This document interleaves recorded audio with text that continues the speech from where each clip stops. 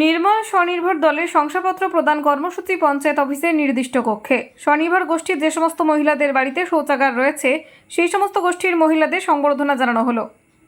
জানা যায়, সরকারিভাবে স্বয়ম্ভর গোষ্ঠীর সদস্যদের বাড়িতে শৌচাগার রয়েছে কিনা তার একটি সমীক্ষা চলছে। সেই সমীক্ষার ওপর ভিত্তি করে যে সমস্ত স্বয়ম্ভর গোষ্ঠীর সদস্যদের বাড়িতে শৌচাগার রয়েছে সেই সমস্ত স্বয়ম্ভর গোষ্ঠীকে খণ্ডঘোষ ব্লকের সমস্ত গ্রাম পঞ্চায়েতের কার্যালয়ে ও পঞ্চায়েত সমিতির কার্যালয়ে সংবর্ধনা অনুষ্ঠানের আয়োজন করা হয়।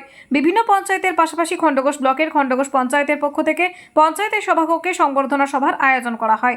এদিন খণ্ডঘোষ পঞ্চায়েতের পক্ষ থেকে আয়োজিত সংবর্ধনা সভায় উপস্থিত ছিলেন খণ্ডঘোষ বিধানসভার বিধায়ক নবীন চন্দ্র বাগ, পঞ্চায়েত প্রধান মালতী সাঁতরা, উপপ্রধান শেখ হাসানুজ্জামান, খণ্ডঘোষ গ্রাম পঞ্চায়েতের প্রাক্তন প্রধান হারু সাঁতরা, খণ্ডঘোষ পঞ্চায়েত সমিতির মৎস্য কর্মাধ্যক্ষ শেখ মঈনুদ্দিন সহ আরও অনেক বিশিষ্টজনেরা।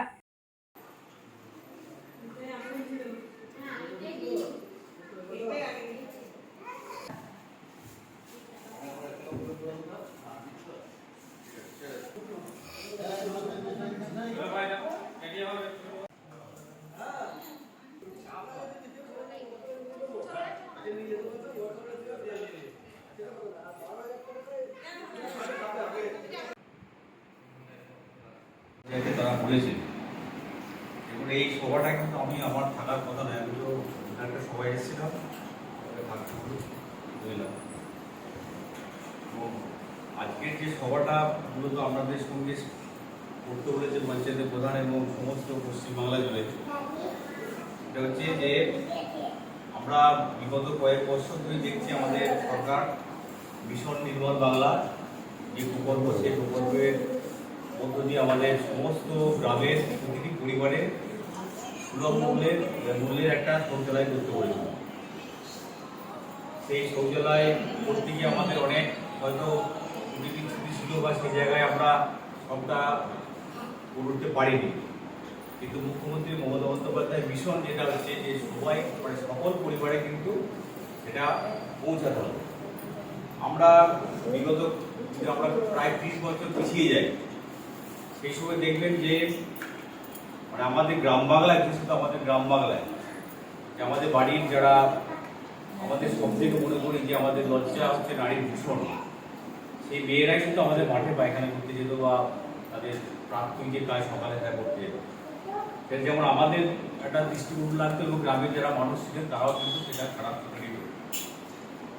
এর পরিপ্রেক্ষিতে আমাদের সরকার ক্ষমতায় আসার পর দেখবেন প্রথম যেটা হচ্ছে যে মানুষের রোগ হচ্ছে মানুষের পেটে, এটা হচ্ছে আমরা মলত্যাগ করে আসছি, সেখানে মাছি বসছে, সেই মাছি আবার আমাদের খাবারে বসছে এবং সেটা যেমন একটা রোগ জীবাণু ছড়িয়ে নিয়ে আসছে, তার সঙ্গে আমাদের পরিবেশ দূষণ হচ্ছে এবং আমাদের ঘরের সব থেকে হচ্ছে সম্ভ্রম হচ্ছে মহিলারা, তারা হচ্ছে গ্রামের মধ্যে একটা জায়গায় যে পায়খানা করতে হয় সেটা দৃষ্টিভঙ্গি লাগছে না। সেই জন্য মুখ্যমন্ত্রী মমতা বন্দ্যোপাধ্যায় আজকে প্রতিটি পরিবারের শৌচালয় তৈরি করার জন্য বলেছে। এখন দেখুন আমাদের গ্রামের যদি আমরা দেখি আমাদের গ্রাম বাংলায় কিন্তু বাইরে যে পায়খানা করা, এটা কিন্তু আমাদের গ্রামের খুব দু একটা ছাড়া একদম কমে গেছে। এটা কিন্তু আমাদের মুখ্যমন্ত্রী মমতা বন্দ্যোপাধ্যায়ের যে মিশন, সেই মিশন নির্মল বাংলা, সেটা কিন্তু আমাদের তার সুলভ কিন্তু আমরা পেয়েছি।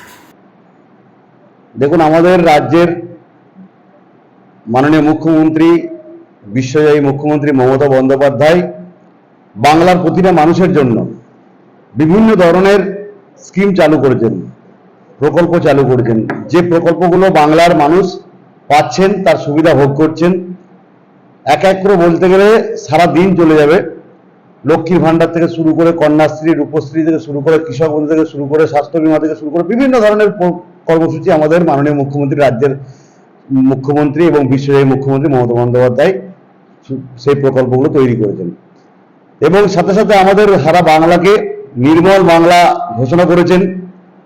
সাথে সাথে আমাদের পূর্ব বর্ধমান জেলাকে নির্মল বাংলা ঘোষণা করেছেন, সাথে সাথে আমাদের খণ্ডঘোষ ব্লককে নির্মল ব্লক ঘোষণা করেছেন এবং হচ্ছে খণ্ডঘোষ গ্রাম পঞ্চায়েতকেও নির্মল গ্রাম পঞ্চায়েত ঘোষণা করেছেন।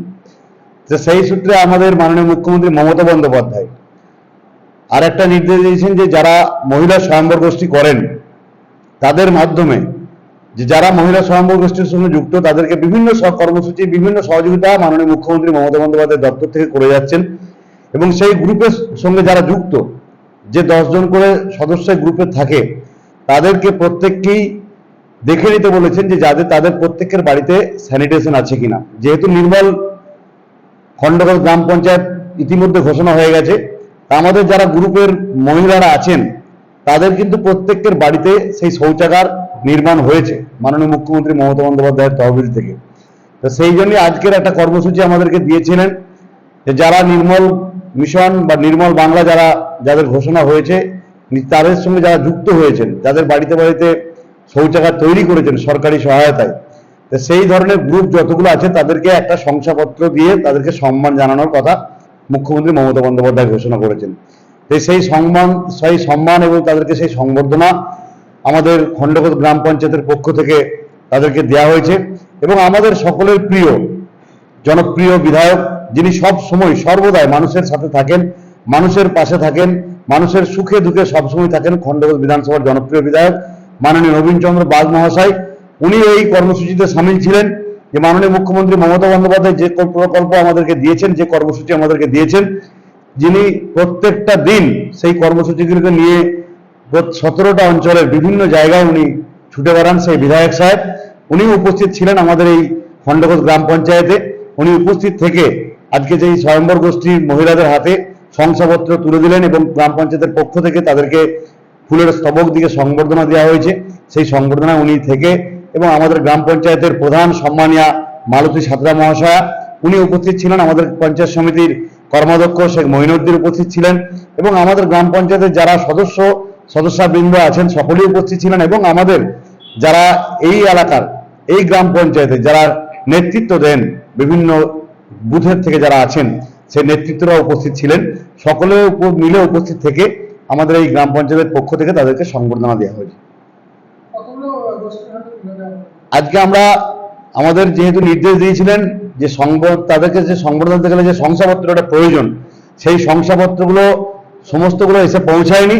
সেই জন্য আমাদের কাছে 10টা যে স্বয়ম্বর গোষ্ঠী আজকে এসছিলেন, সেই 10টা স্বয়ম্বর গোষ্ঠীর দলনেত্রীকে আমরা আজকে সংবর্ধিত করলাম। আমার নাম হচ্ছে শেখ হাসানুজ্জামান, আমি উপপ্রধান খণ্ডঘোষ গ্রাম পঞ্চায়েত।